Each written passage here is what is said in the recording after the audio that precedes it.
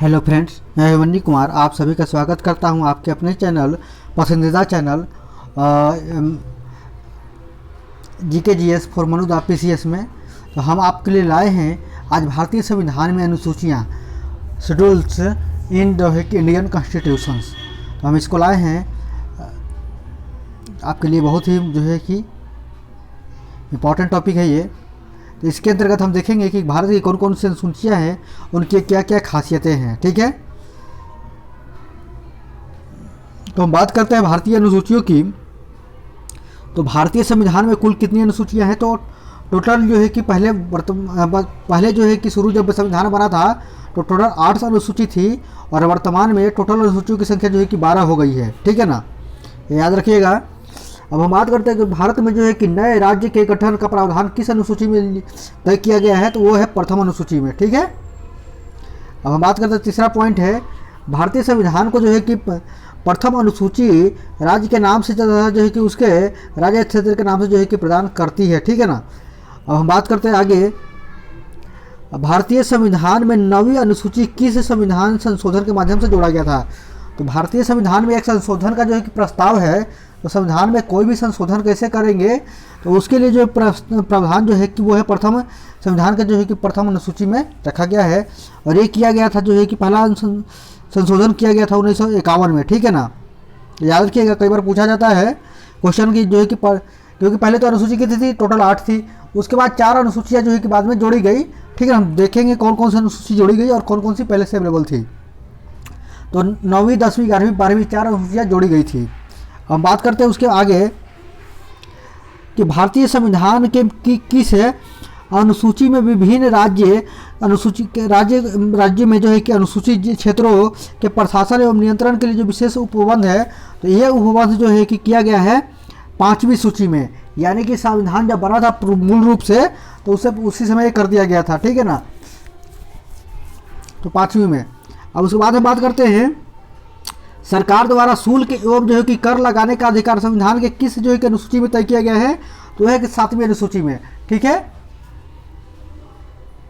अब हम बात करते हैं राज्य भूमि सुधार अधिनियम का को जो संवैधानिक सुरक्षा प्रदान करने हेतु किस अनुसूची को जो सम्मिलित किया गया था? तो 9वीं अनुसूची को सम्मिलित किया गया था। यानी अगर अब इस बात को समझिए, तो 8 अनुसूचियाँ बनाई गई। तो 1951 में पहली जो है कि संविधान संशोधन हुआ और उसमें 9वीं अनुसूची को जोड़ा गया। तो उस 9वीं अनुसूची के अंदर क्या क्या जोड़ा गया? तो उस 9वीं अनुसूची के अंतर्गत जोड़ा गया जो है कि भूमि सुधार एवं जो है कि राज्य भूमि सुधार जो है कि अधिनियम को संवैधानिक जो है कि सुरक्षा प्रदान करके उसको जोड़ा गया। ठीक है ना, अब हम बात करते हैं 10वीं अनुसूची। यानी कि 9वीं अनुसूची तो हो गई, 8 तो पहले से थे। 9वीं अनुसूची में जो है कि भूमि सुधार आंदोलन, भूमि सुधार वाली बात हो गई। ठीक है ना, 10वीं अनुसूची जो जोड़ा गया वो 52वें जो है कि संविधान संशोधन के द्वारा जोड़ा गया। एक तुरंत नहीं, बल्कि 1900 जो है कि 85 में जोड़ा गया, यानी इंदिरा गांधी के शासनकाल के जो है कि दरमियान में 84 मृत्यु के बाद जोड़ा गया था। तो इसके द्वारा जो है कि 1952वें संविधान संशोधन के द्वारा जोड़ा गया था। इसमें जो क्या किया गया, इसमें जो है कि संविधान में जोड़ा गया तथा 91वें संविधान संशोधन फिर पुनः किया गया। ठीक है ना, 2003 में। और इसके द्वारा इस संशोधन में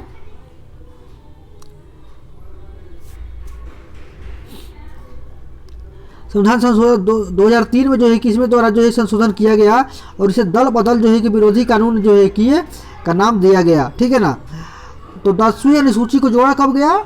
10वीं अनुसूची को जोड़ा गया कब? तो 1900 जो है कि 85 में जोड़ा गया, लेकिन 52वें संविधान जो है संशोधन के द्वारा।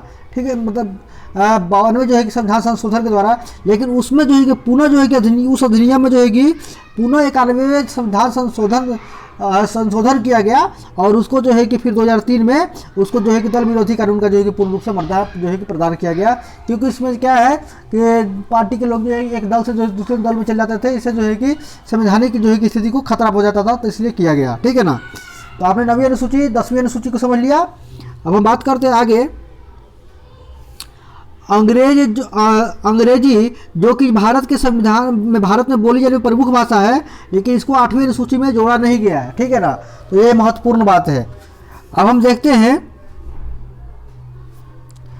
पहली से लेकर के 12वीं अनुसूची तक की हम चर्चा करते हैं कि किस अनुसूची में क्या क्या रखा गया है। हम इस पर विषय चर्चा करेंगे। पहली अनुसूची की तो बात करें तो राज्यों एवं राज्य संघ क्षेत्रों का जो है कि नाम एवं जो है कि सीमाएं का तय की गई है, ठीक है ना। हम इसके अंतर्गत जो है कि सिर्फ ये देखते हैं, अनुसूची को अलग से देख लेंगे, ठीक है ना। अनुच्छेद को मूल ढांचा हम उसको केवल देखते हैं अनुसूची और उसके अंदर संबंधित जो है कि विषय क्या है, क्योंकि अनुच्छेद देखने से क्या है पूरा कन्फ्यूजन क्रिएट हो जाएगा, तो हम उसको अलग से देखेंगे। अब बात करते हैं दूसरी अनुसूची की, तो दूसरी अनुसूची में जो है कि राष्ट्रपति, राज्यपाल, लोकसभा, विधानसभा के अध्यक्ष एवं उपाध्यक्ष, राज्यसभा, विधानसभा परिषद के अध्यक्ष उपाध्यक्ष, ठीक है ना, उपसभापति, सभापति, न्यायालय, उच्च न्यायालय, भारत के जो है कि नियंत्रक एवं महालेखा परीक्षक, पदाधिकारियों के वेतन, भत्ते, पेंशन आदि से जुड़े हुए प्रावधान है, ठीक है ना। तो जो फर्स्ट के मतलब ये जो टॉप ग्रेड के जो जितने प्रशासनिक ऑफिसर हैं, ठीक है ना, तो ये राष्ट्रपति से लेकर के जो है कि महालेखा परीक्षक तक इन सब का जो है कि कितना जो है कि वेतन दिया जाएगा, कितना जो है कि इनको जो है कि भत्ते होंगे और कितना पेंशन होगा, ये सब जो है कि इसका चर्चा किया है संविधान की जो है कि अनुसूची जो है कि 2 के अंतर्गत।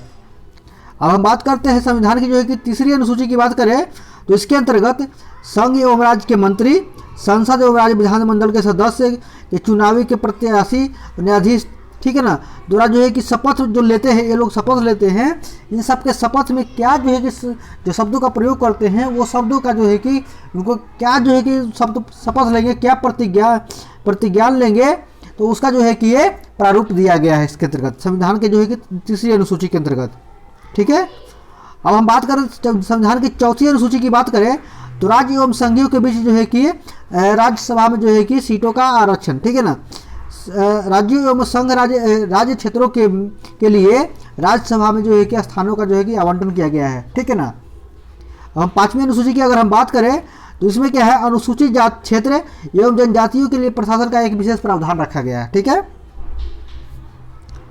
अब हम बात करें जो है कि 6ठी अनुसूची की, तो इसमें इसके अंतर्गत असम, मेघालय, त्रिपुरा और मिजोरम, इन राज्यों में जो है कि एक जो है कि जनजातियों से रिलेटेड जो भी लोग हैं उनका जो है कि प्रशासन का एक विशेष उपबंध शामिल किया गया है।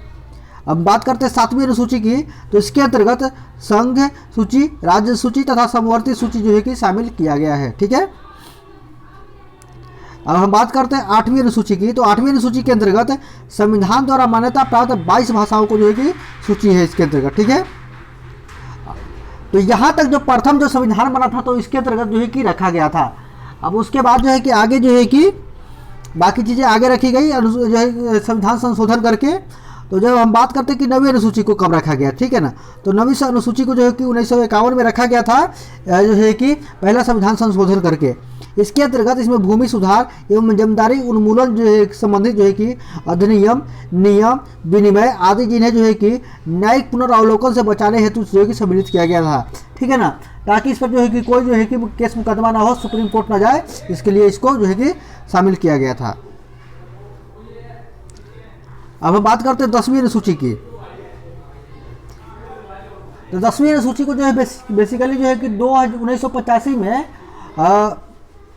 52वें संविधान संशोधन के द्वारा शामिल किया गया था, लेकिन इसको पुनर् जो है कि संशोधन किया गया जो है कि 91वें संविधान संशोधन के द्वारा, और इसको दल बदल कानून का जो आधार जो है कि दिया गया, और विधानसभा के सदस्यों की जो है कि संसद और विधानसभा के जो सदस्य थे उनकी निहरता जो है कि तय की गई, ठीक है ना, कि अगर आप ऐसा करते हैं, दल बदल करते हैं, तो आपको जो है कि सदस्यता जो है कि खत्म हो जाएगी। अब हम बात करते हैं 11वें अनुसूची की बात करें, जिसमें पंचायतों की शक्तियाँ उत्तरदायित्व निहित है, मतलब निर्धारित किया गया है।